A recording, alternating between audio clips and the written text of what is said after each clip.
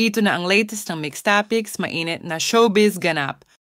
Muling nag-trending sina kapamilya superstar na si Catherine Bernardo at Lucena City Mayor Mark Alcala dahil naispatan umano ng mga netizens at may kumakalat na larawan ng dalawa sa Ninoy Aquino International Airport, papunta umanong Australia.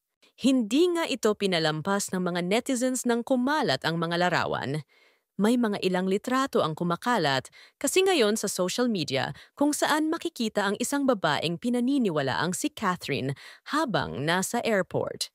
Ang sinasabing babae sa mga pictures ay nakasuot ng black face mask, nakasalamin at kamukha nga ni Catherine Bernardo na umano'y papuntang Australia. Nagkataon namang nakita rin ng mga tao sa airport si Mayor Mark na nakasuot din ng black face mask, kaya naman pakiramdam nila ay magkasamang lumabas ng bansa si Catherine Bernardo at Mark Alcala. And ito ang ilang comments ng mga netizens sa isang post sa social media. If they're dating, so what? They're both single. Wala silang tinatapakang tao.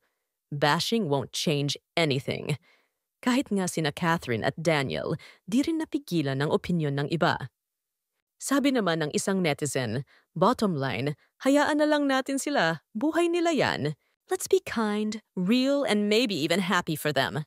Siyempre isang Catherine Bernardo ang involve, kaya hindi pinapalampas sa ganitong issue. Maraming mga netizens ang halo-halo ang reactions tungkol dito. May mga sumuporta kay Catherine.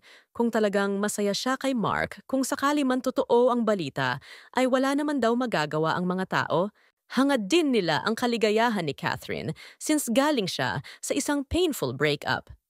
Samantala, may mga netizens din na hindi pabor kung totoo man na may relasyon sila ni Mark Alcala.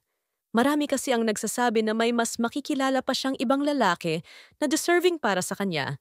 Mukhang medyo sablay ata si Mark sa mga fans ni Catherine dahil sa mga naging past relationship nito ay hindi masyadong nagtatagal at every year umano ito nagkaakroon ng bagong kasintahan.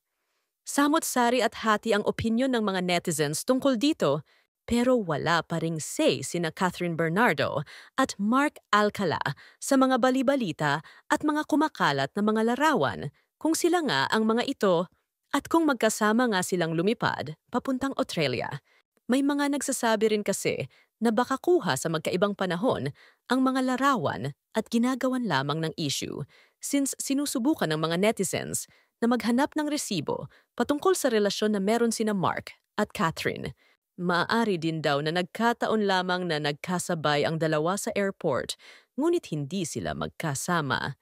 Sa larawan, kasi ay hindi naman magkasama si Mark at Catherine, ngunit ayon naman sa ibang netizens, ay baka sinadya lamang din na hindi sila sabay at magkasama para hindi halata ang dalawa.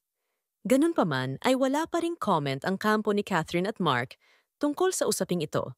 Marami din ang nakapansin na mukhang hindi naman umano si Catherine ang nasa larawan dahil medyo malaki umano ang tiyan ng babae at nakakover kasi ang mukha dahil sa suot na face mask. Ngunit halata naman umano na si Mark Alcala ang nasa isang larawan. Sabi naman ng mga iba na ayos lamang umano kung may relasyong si Catherine at Mark dahil pareho naman silang single at walang sabit, kaya okay lang daw ito. At kung masaya naman sila sa isa't isa, ay wala naman magagawa para hadlangan pa ang kagustuhan nila at buhay naman daw nila ito. May mga hindi lang din talaga makatanggap na si Catherine ay papatol umano kay Mark dahil may mas makikilala pa umano si Cath na mas better pa ng lalaki. Marami din ang nadismaya sa Asia Superstar kung totoo man umano ang balita. Ang comment pa ng iba, akala umano nila na mabuti si Catherine, bakit umano siya papatol sa mahilig magpalit ng jowa? Wala pa man kumpirmasyon mula sa kampo ng dalawa, kaya abangan natin kung ano ang say nila sa kumakalat na mga larawan nila sa airport, kung talagang silang dalawa ito.